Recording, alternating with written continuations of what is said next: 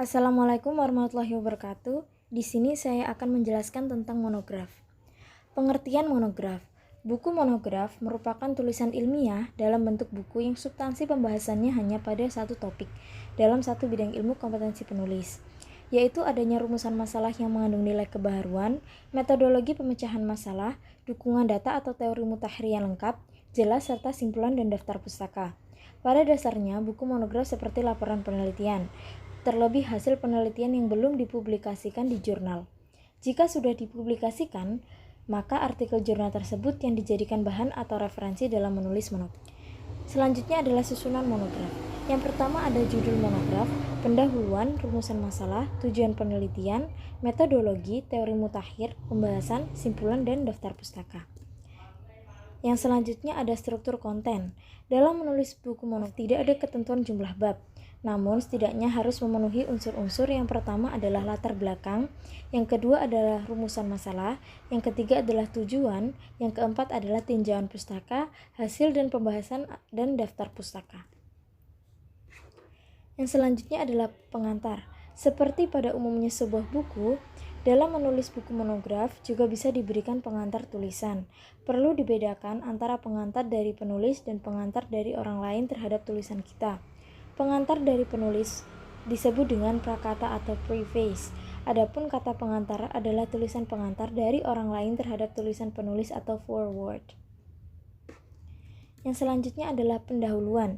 Yang pertama ada latar belakang, yang kedua adalah rumusan masalah, yang ketiga ada tujuan penelitian. Tidak perlu dicantumkan di bab pendahuluan, tetapi bisa dicantumkan di prakata.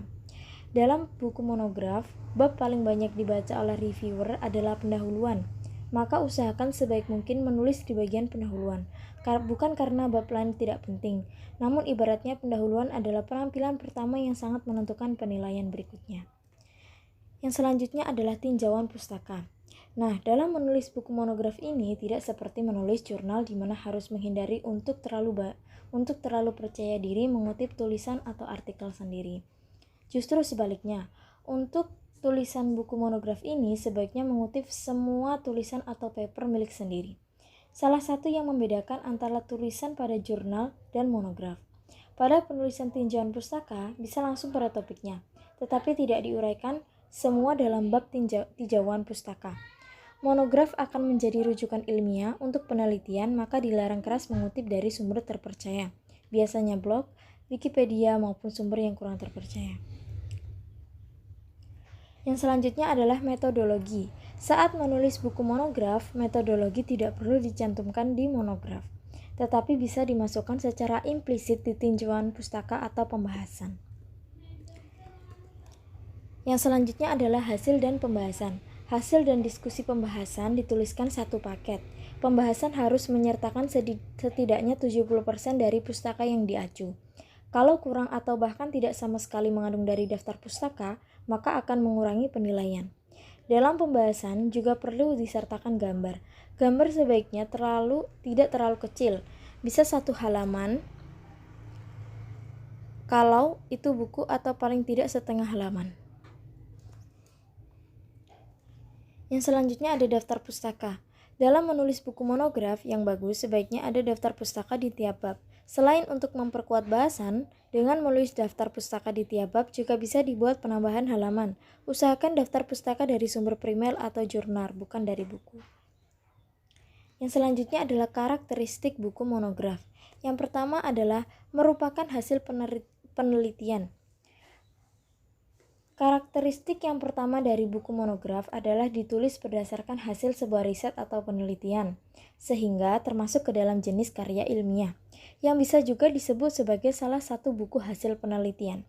Hanya saja buku ini ditujukan untuk dosen, sehingga istilah di dalamnya memaparkan hasil penelitian dengan bahasan ilmiah. Sebab tujuan dari pembacanya bukan masyarakat umum atau awam, melainkan untuk kalangan dosen.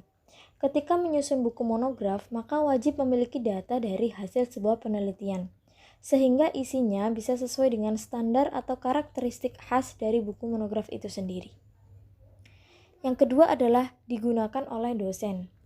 Karakteristik berikutnya adalah dilihat dari sisi penggunaan buku monograf, yakni digunakan oleh kalangan dosen saja, sehingga tidak seperti buku ajar, di mana buku ajar ini akan dijadikan pegangan dosen dan juga mahasiswa. Buku monograf hanya ditujukan untuk kalangan dosen, yakni untuk dijadikan sumber atau referensi materi pengajar, maupun dijadikan sebagai referensi untuk melakukan kegiatan penelitian. Yang selanjutnya adalah bentuk formal. Berhubung buku monograf ini memang masuk ke dalam jenis karya tulis ilmiah, praktis bahasa yang digunakan memakai bahasa formal. Oleh karena itu, hindari menggunakan kata-kata yang tidak baku.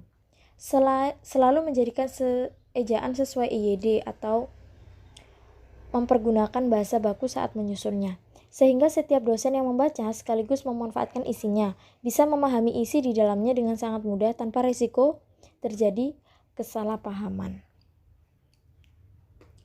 Yang selanjutnya adalah bisa diterbitkan.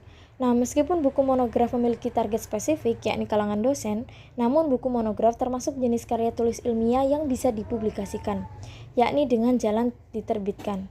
Buku monograf yang disusun, naskahnya bisa dikirimkan ke penerbit yang membuka layanan penerbitan buku monograf, sehingga akan dibantu proses desain, cover, editing AC, dan keperluan lain termasuk proses penelitian.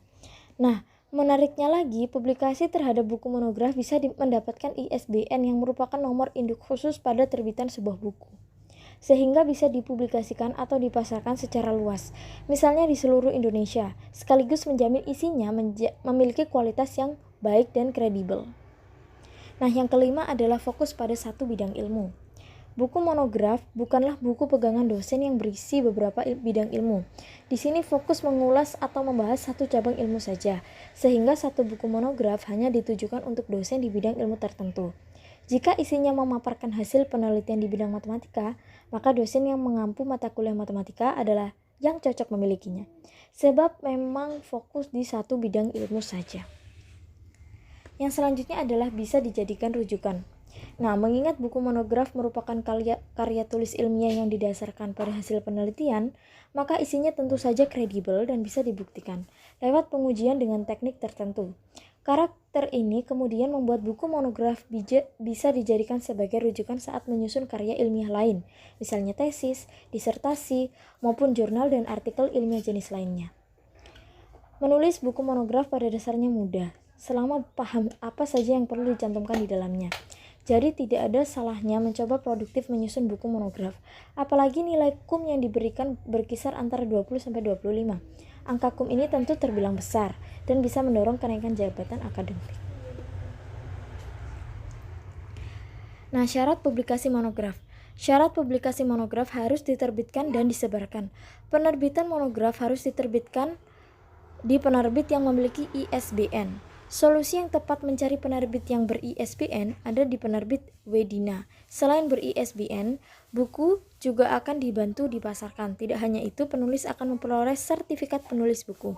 Dari segi pelayanan pun cepat, fleksibel, dan profesional. Adapun terkait dengan kontennya, Dikti juga mensyaratkan jumlah halaman minimal monograf adalah 40 halaman setengah F4 15x23 cm dengan spasi 1,15.